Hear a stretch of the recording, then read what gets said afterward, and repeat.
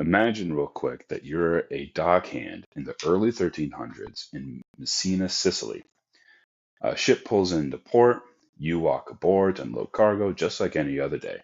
But when you get on, you find that half the crew is already dead, and the survivors covered in black boils and coughing up blood. Without knowing it, you've just witnessed the first of many millions of deaths from the disease known as the Black Plague. You're listening to History Unscripted with Gabriel and Carl. So the Black Death. You know, I don't think in some ways it gets the credit, if that's a good way to describe it, that it deserves. I think a lot of, I would say, Americans know about the Black Death. You hear references from the plague, but I don't think people truly understand how awful it was to live during that time. I think it's easy when we study these wars with, it's exciting, but really the plague, it truly was a silent killer. And these stories that come out of this thing, I cannot wait to dive in with you. So for our listeners out there, however many you are, get ready, because we are going to dive in everything we can in the time that we have about the Black Death. There's so much, I think, that is not taught in schools. I think there is so many misunderstandings about it, if that's a good way to put it. But I think kind of to start off, I want to read this story from this guy, and he's in Italy. And his name's Agnolo di Torre del Grasso. Okay, and he's in Siena, okay, 1349. All right, so I just have to read you this account from this poor guy. All right, I'm just going to kind of start. He talks a lot before this, but I'm going to kind of start in the middle to really get that effect. It says, and I, Agnolo di Torre, called the Fat, which I'm not going to lie, I don't know if I would lead with that. I Not don't exactly know. a nickname I would choose for myself. Right. But, back then, I mean, if you were chunkier, that means you could feed yourself. So maybe he's proud of that. Bury my 5 children with my own hands. And there were also those who were so sparsely covered with earth that the dogs dragged them forth and devoured many bodies throughout the city. There was no one who wept for any death, for all awaited death. And so many died that all believed that it was the end of the world. And no medicine or any other defense availed. And the Lord selected 3 citizens who received 1,000 gold florins from the commune of Siena that they were to spend on the poor sick and to bury the poor dead. And I just think, dude, that's where we start, I think that's where we start. So, Carl, what caused the Black Death in Europe? Where did this thing come from?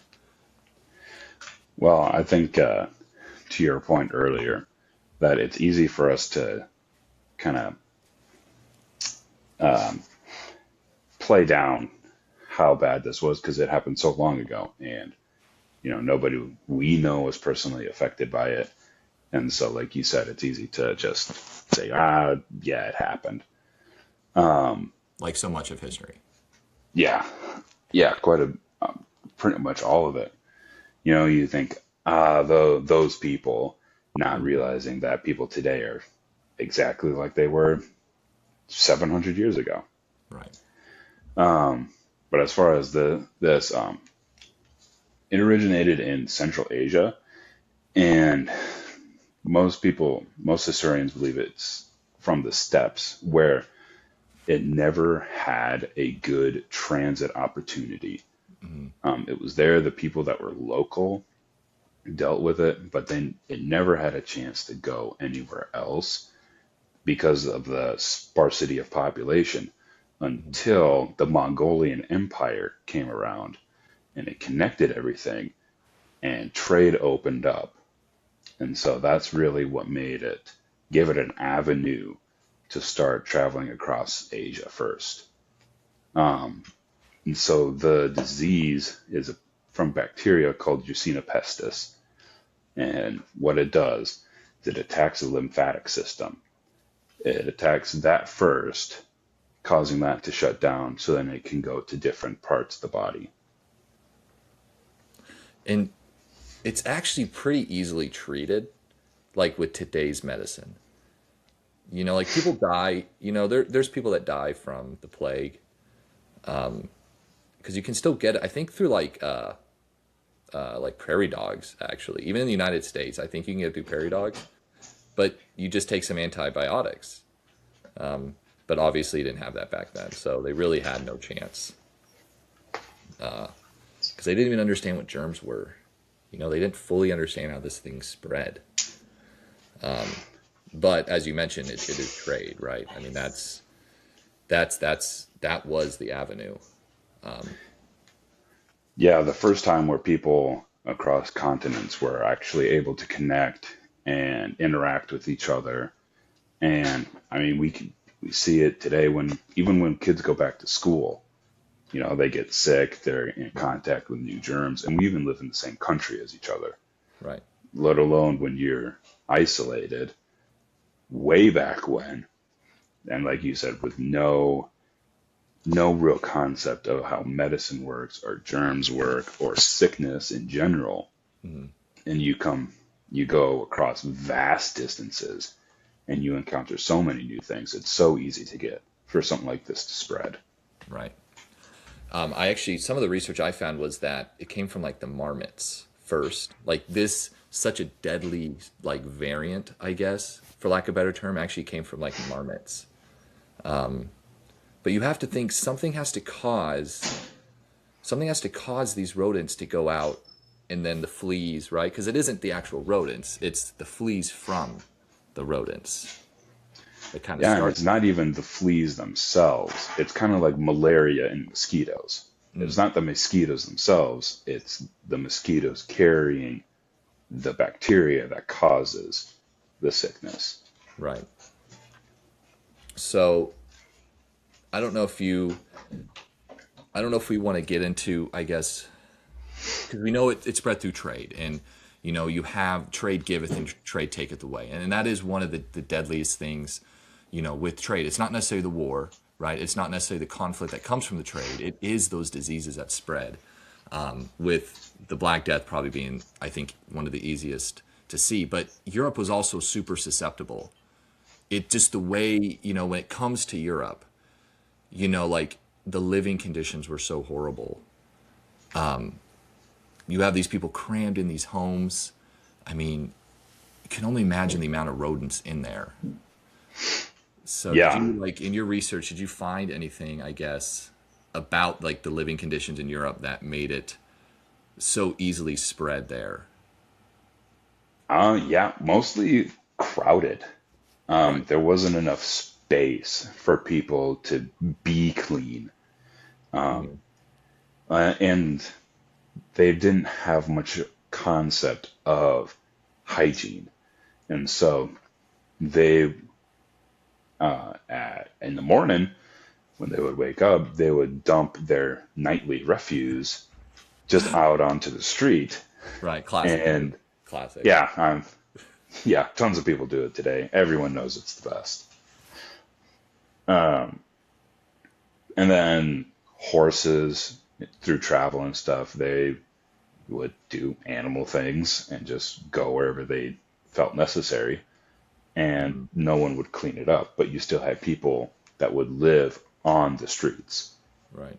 And so, and as we mentioned earlier, that just the poor understanding of medicine and how the body works and Hmm. stuff like that. Also, just all of that combined made the perfect tinderbox Right. for something like this to absolutely spread like wildfire in a dry pine forest. Right. Yeah, and that's exactly what it did. And here's the thing, it doesn't spread through the manure, right? Like I don't want people to get it twisted. Like it's not the actual like refuse itself. It's that that attracts so many rats and fleas. One of the books I read, actually, it talks about this priest who bragged about how he was bragging that he never showered. Like that was a thing back then. Like just this idea of just simple personal hygiene, I believe was kind of still foreign. And so when you have all these rats and these fleas that are jumping from human to human, yeah, it, like you said, it was like this the perfect storm. one thing that I found fascinating is that there's three actually different types of this plague. Do you want to go into that a little bit? Because it's everyone kind of pictures, right, the boils, right? But actually, to get the boils, you might have the best chance of survival when you really get into it. So do you want to speak on the three different types and kind of what you found with that? Yeah, so there's three, and one is the precursor to the other two. Okay, So the more common one was the bubonic strain, right. And and that's that one with the is, boils, right? yeah, that one. They call your lymph nodes, they call them bubons. And so when they would swell up in your neck and in your groin area, that gave the name bubonic plague. And it overwhelmed your lymphatic system so that it stopped working, which then led to the other two. Um, and one of them was the septemic, and which that is when the Yersinia pestis, the bacteria, infected your bloodstream. And that one, if left untreated, which most everything was back then, that would cause massive hemorrhaging. And that one, at the first symptoms, you had somewhere between 3 to 5 days. And that one had a mortality rate of upwards of 50%, Okay, which is pretty darn high. right.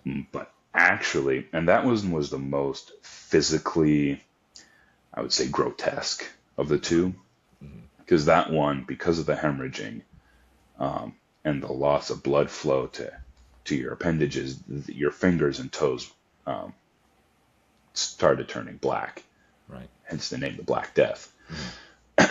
But actually, the more scary one was the pneumonic strain of the plague. And that one is where the infection got into your lungs. And this one, you got this one from breathing in the bacteria from somebody else who had the pneumonic strain, Right. and they coughed, and you breathed that in. But that one, once symptoms started to show, in some cases you had as little as 4 hours, and you Jeez. you would be deceased. I actually found multiple recordings of where people would put their children to bed at night, and in the morning they would be dead from the plague. Right. And it's just seemingly instantaneous, and it's which is horrifying to think of. And that one, once you showed symptoms, mortality rate was 100%. Right. And so, just for a frame of reference from what we saw recently in modern times, in COVID, according to the CDC, the mortality rate for COVID for people under 65 was around 10%. People over 65 was about 85%. Oh, really? And For COVID? so, for COVID, for people over 65, according to the CDC. Right. So, but now they weren't as detailed with their mortality recordings back then. So they didn't break it down by age demographic, but you can imagine the amount of mass panic and hysteria that was going around back then. In fact, it was not uncommon for family members to abandon their loved ones once they showed signs of the plague for fear of catching it themselves. Right. So they understood, and that kind of, that brings me thoughts of like, it's, maybe we talk a little crap on them, like, oh, they had no clue. It's like there were certain populations or certain groups that knew if I get away from this thing, I might have a chance. They Yeah, didn't understand how, right? I mean, for a lot of people, it was just the wrath of God, right? But maybe if I get away from this sinner, maybe God will spare me, But yeah, there are populations, which is in fact one of the reasons why the Jews were persecuted, is because the Jews were a little bit cleaner, right? The Jewish people are a little bit cleaner. They were already ostracized from society. So they were already away, and so they died at lower numbers, even though they were definitely still affected. But that is actually one of the reasons why people turned. It was like, it's got to be some Jewish plot. In fact, they thought the Jews were poisoning the wells. You know, so it's like they understood, like, if I get away, I might survive.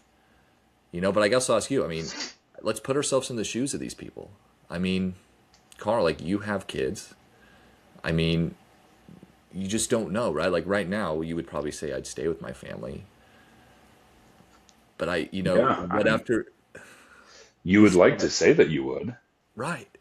I think it's so easy to judge, but we really have no clue what we would do. I don't think we can even fathom that amount of death. In fact, I think, like, I was reading that the U.S. government has used, like, the bubonic plague as, like, an example of, like, what, like, if they are studying what, like, a true nuclear apocalypse would be like, those levels of mortality would be around, like, the Black Death, I guess, like, like, percentage, right? 50, because I think they over exaggerate a little bit. I think what the death rate was probably around 50%. I think even if Yeah, somebody from my accounts for like findings. 85%, I think you could kind of cut those numbers in half to be a little bit more accurate. Yeah, my because of the mass panic and hysteria that it caused, it would not surprise me at all if there was a mysterious death, and that's what they chalked it up to. Mhm. There's everybody else is dying from the plague, so Right, this must be it too. right, exactly. You know, yeah, I agree. You could have people die from other causes, and they just attribute it to the plague. I mean, we kind of saw that during COVID a little bit too. Yeah, We kind of saw that in the hospitals. So, man, I mean, there's just so many rabbit holes you can go down. But one thing that really, really fascinated me was there was actually a famine. I don't know if you came across this, because there was actually a famine in Europe. Did you come across this in your research? There was like a famine that it like rained. It wasn't like a drought, right? Like we think of famine as like, oh, the sun, like if the sun is just, it never rains. It's just constantly beating down on us. The crops are dying. But no, in many parts of Europe, there's a famine. And I can't remember the exact years, but there was a famine, and it just rained and rained and rained and rained and rained, and it destroyed all the crops. And so you have all these people that survived it, but they're malnourished, right? You have all these kids that aren't as developed as they should be because they didn't get the proper nutrients that they needed. So I I think that, didn't come across that, but I not in depth, but I did find somebody made mention of it. right. So again, let's just kind of paint this picture, right? It just, we're kind of on this topic, like how much, really was a tinderbox. So when you paint this picture of, you have Europe, which went through some prosperity, and then you have this famine. And so you have all these people that are malnourished. You have all these kids that, they haven't got the nutrients they need. They're not as developed. Their immune system's probably not as strong as it needs to be. Not that, I mean, honestly, I'm not sure anyone's immune system is strong enough. So to fight this thing off, really, especially demonic. But and then you add in these crowded cities, and you add in the amount of fleas and the rats and the trade, and everything's connected, and you get just the absolute perfect storm of death in Europe. Yeah, yeah, it definitely. And like we said before, it's very easy for us today with a lot of our technological and medical advances to, you know, uh, look down on them. But I'm sure in a couple hundred years, people will do the same with us for a Right, multitude of different things. right, And it's not fair, and it's not. Yeah, I'll just go with it. It's not fair to judge past people's reactions based on modern day morals and right, thought process. right. I agree. I mean, before this, we were talking about how they thought it was the wrath of God. But when that's all you have, when you live in this hyper religious society, it does make sense that they just turn to God, you know. And so let's kind of dive down the rabbit hole a little bit of this Jewish poisoning the wells conspiracy. What did you come across? I kind of mentioned it earlier, but what did you come across with did you find anything about the Jewish poisoning the wells? I did not in my research. Hmm. Um, I did read, once again, somebody made mention that they blamed the Jewish population and the gypsies, Right. Right. but not to the extent Right. that that you did. All right. Well, I'll touch on that a little bit. So because because the Jewish people weren't as affected, there's this conspiracy, and I think it really started in France, and it was kind of more in Central Europe. I don't think you had this in much as Italy or maybe even Great Britain, but I think France, Central Europe, they really did believe the Jews were poisoning the wells, and it was awful. Like truly, the stuff I came across was shocking to me. How many Jewish people they killed. And again, I can't remember the numbers off the top of my head. Anybody can fact check me for sure, but they killed them en masse. And a lot of times the Jewish people would commit suicide instead of being burned, you Hmm. know. And it does kind of just raise that question of like, just again, that mass hysteria and how would you react? Would you would you fall in line with that? Was there anybody out there that was like, I'm talking kind of that average person in the crowd, like what really were their thoughts? Because they had to have known like Jewish people were also dying from the plague. And that just, I don't know, it just fascinates me, just kind of that, again, like you said, that mass hysteria, what would we do in that situation, you know? I know as like you as a dad, as a father, if something like that is around, and I think I can do anything to stop it, I'm probably going to do it. Hmm. Anything to protect my children. Right. And mixed in with mass panic and hysteria, sitting in perfectly healthy children in a healthy country Hmm. and a time of good medicine. No, of course I wouldn't do that. However, in a completely different time and completely different circumstances, it's impossible to say for sure. I mean, that's just the reality of it. Right. Absolutely. Let's kind of change topics a little bit here. So what did you find regarding like how the plague in the church, because again, the Catholic Church dominates society at this time, right? It's the overarching figure over everything in Europe, and we can also, it didn't, it doesn't just affect Europe. Like we can get into, it's not just Europe, it's also Asia.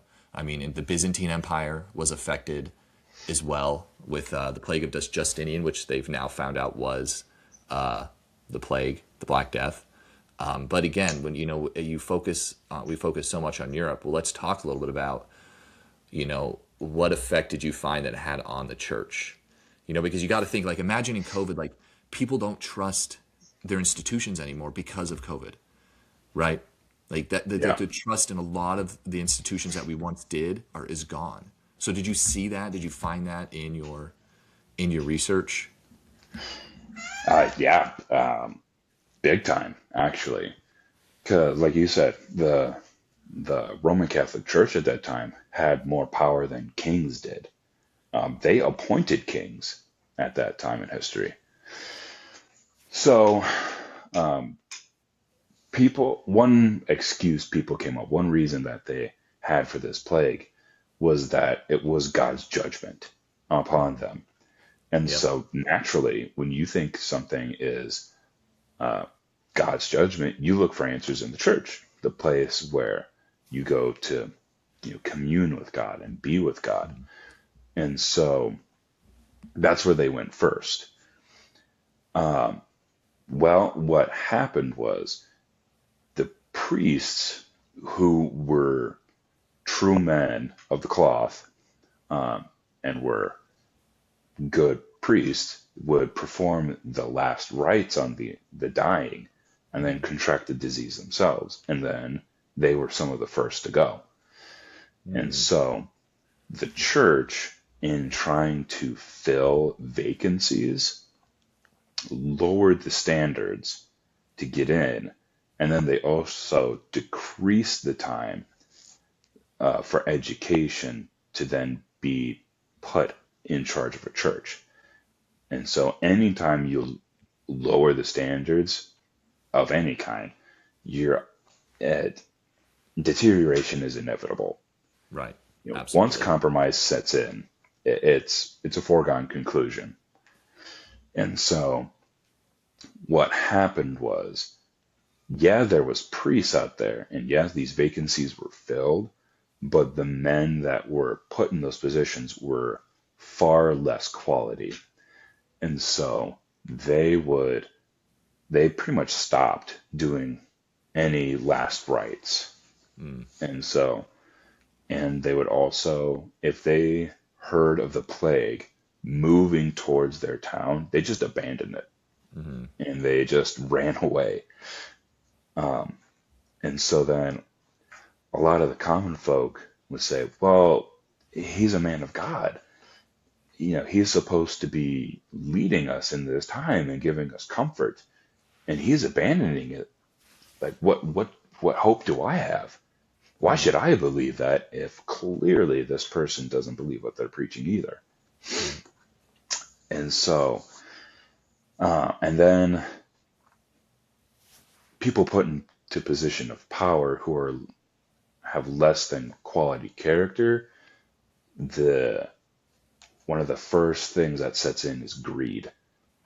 And Mm. so a lot of these priests use their influence, and they would stop holding church services, but still say the Catholic Church still needs your offerings. You still need to pay your tithes. And so essentially getting paid to do nothing. Oh, I see. That, And yeah. yeah, um, which I mean, people today would absolutely riot if stuff like that came out. Right. Um, and now it's important to say that the Pope and the high ranking church officials at the time 100% did not support any of this action. Oh, okay. In Interesting. fact, put out statements saying, condemning these actions. But there was no possible way for them to stop it because Right. it was so widespread. The logistics of the time just was impossible. Hmm. And there, the public opinion of the church at that time was low anyways because of all these happenings, that if they completely went scorched earth, they would not have these churches filled at all until they got new priests in. And then the public opinion would be even lower. And Right. so to kind of save face, and to survive, they basically had to allow it. Um, and one of the worst ones that I found was priests at this time, because so many people were dying, their loved ones would go to consult with them, and the priest would say, a lot of people are dying right now.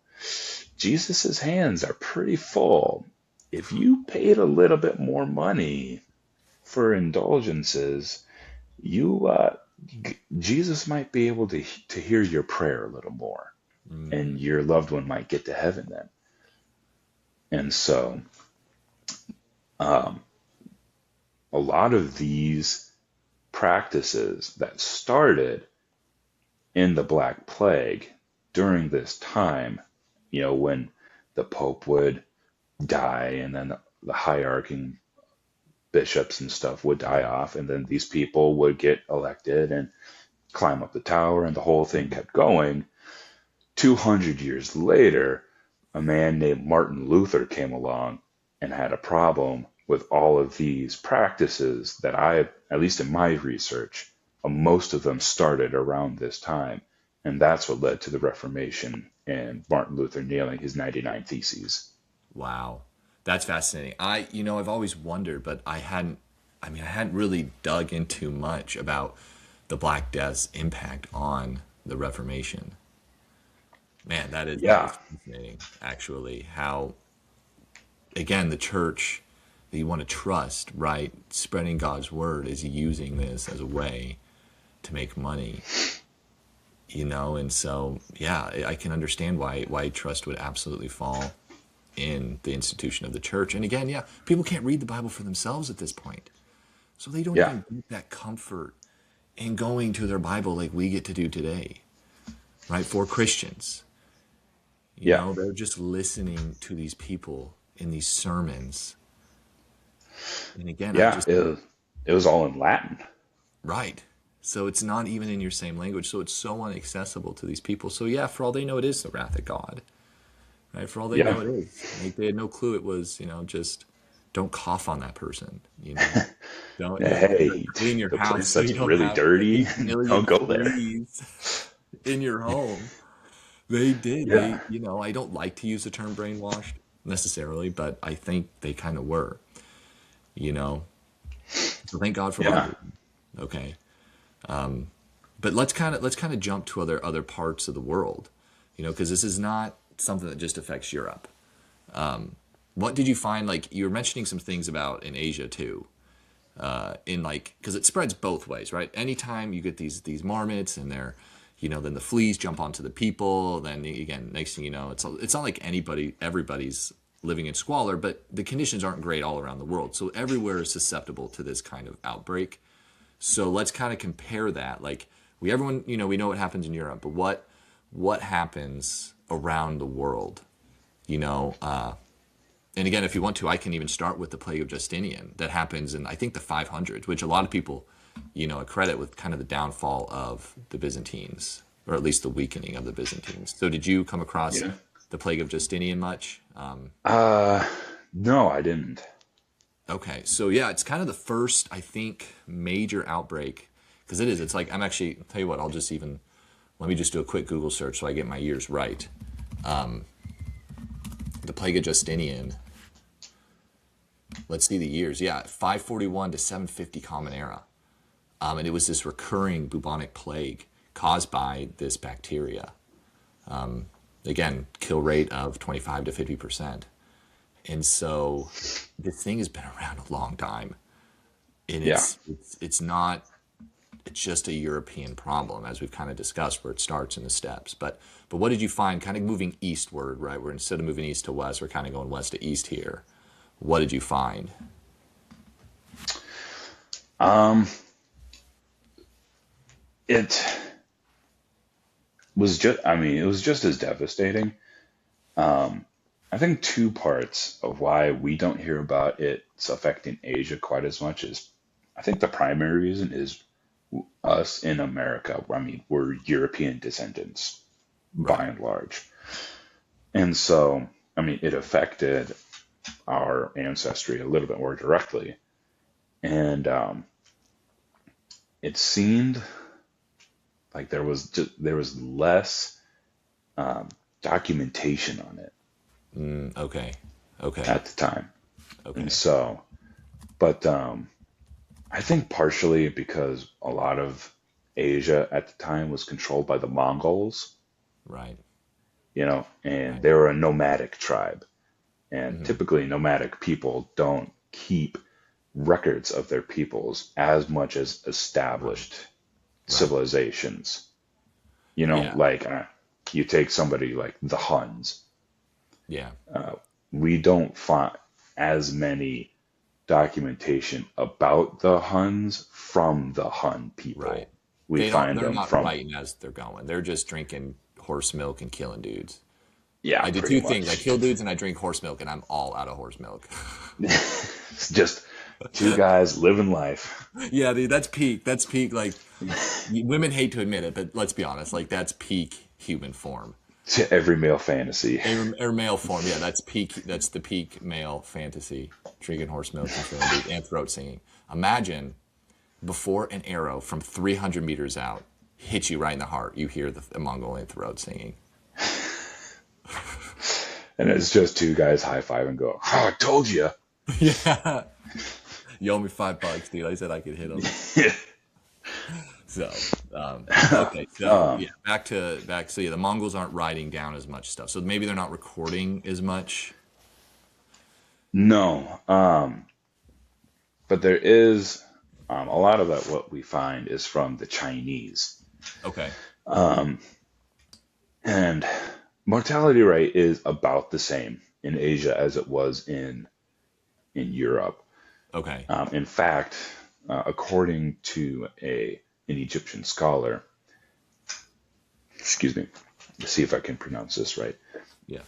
Al-Mazriki, more than 300 tribes all perished without apparent reason in their summer encampments in the course of pasturing their flocks and during their seasonal migration.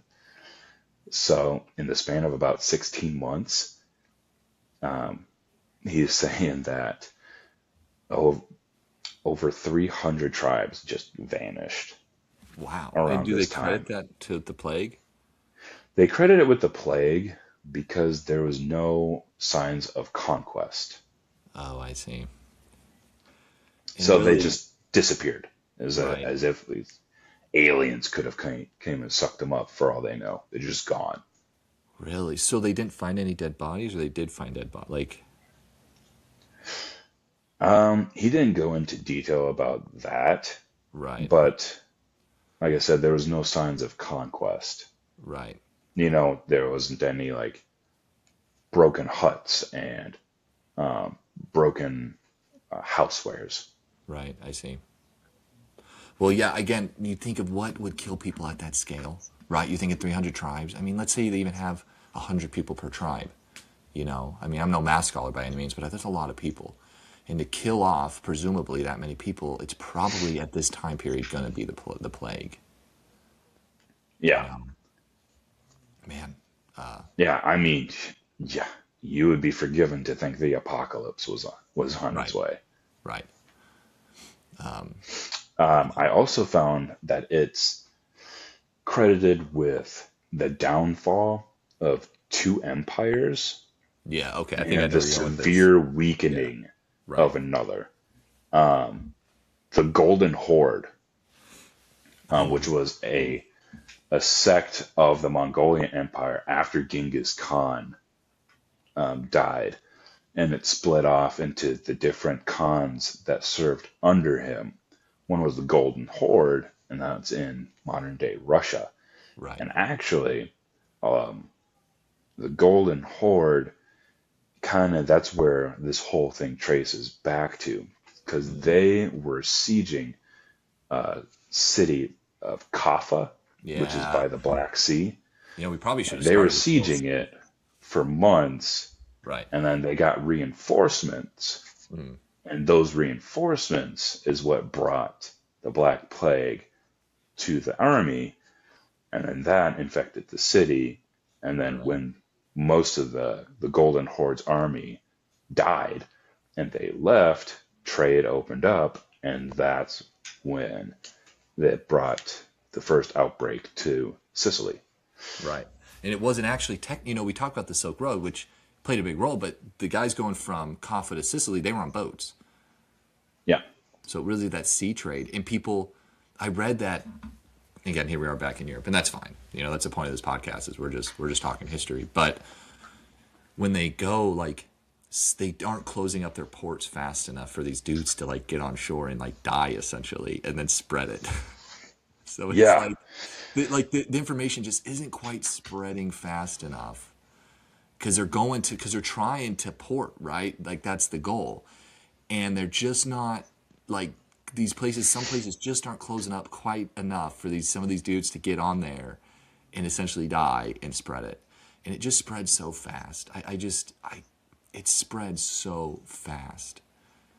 I mean, Yeah, I'm to go it for the amount of travel, the right, type of travel that you had to do, and for it to still affect, for all intents and purposes, in their minds, the entire world right. in 2 years is insane.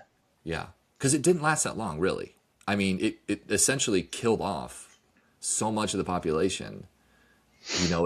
It just did its damage so quickly, and that's why like it couldn't have just spread through rats, right? Because that's kind of even in school, right? You get taught that's kind of the common, you know, thought is like, oh yeah, it spread through the rats with the fleas, but it's like no, like these fleas, like it had to have spread other ways. Like these fleas were not just on the rats, because you also don't see these huge rat die-offs. Because I've heard some things that like say rats are immune, but I also read things that say like they'll kill the rats and the hosts of the rodents too.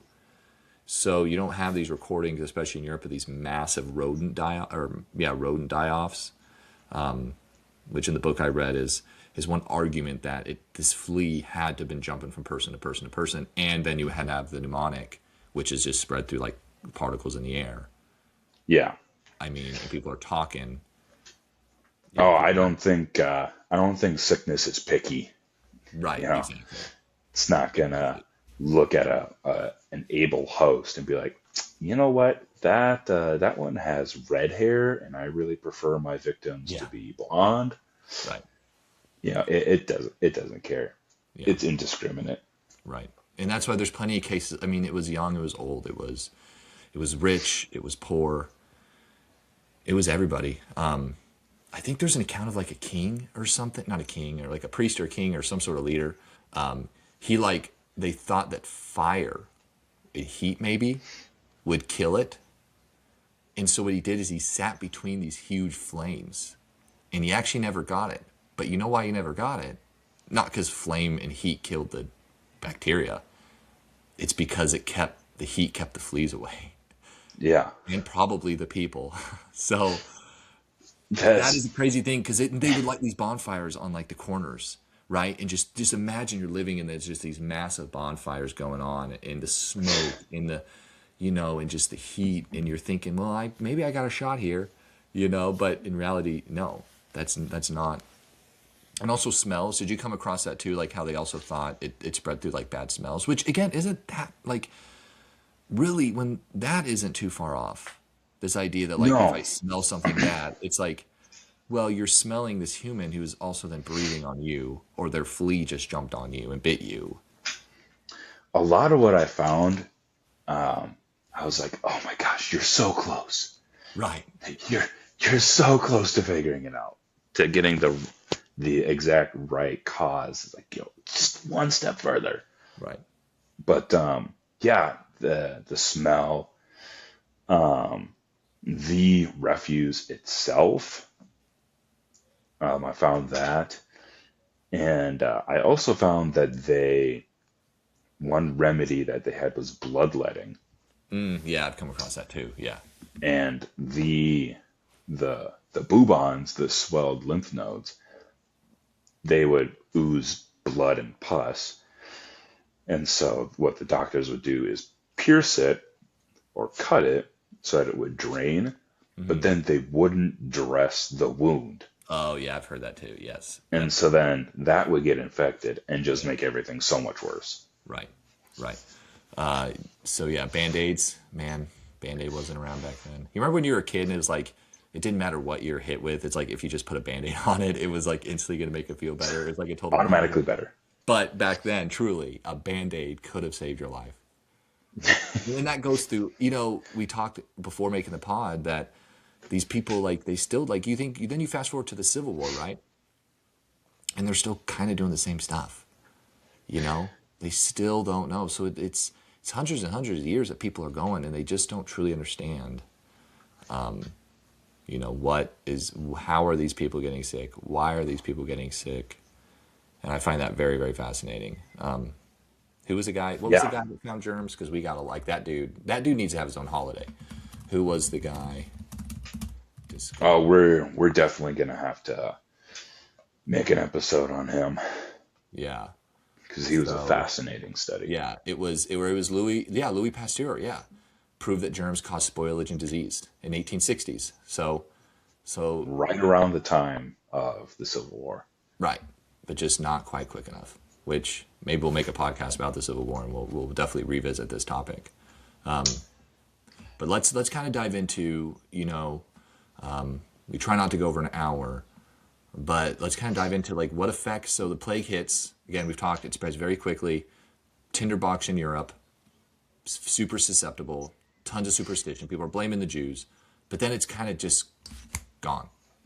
And what effect now?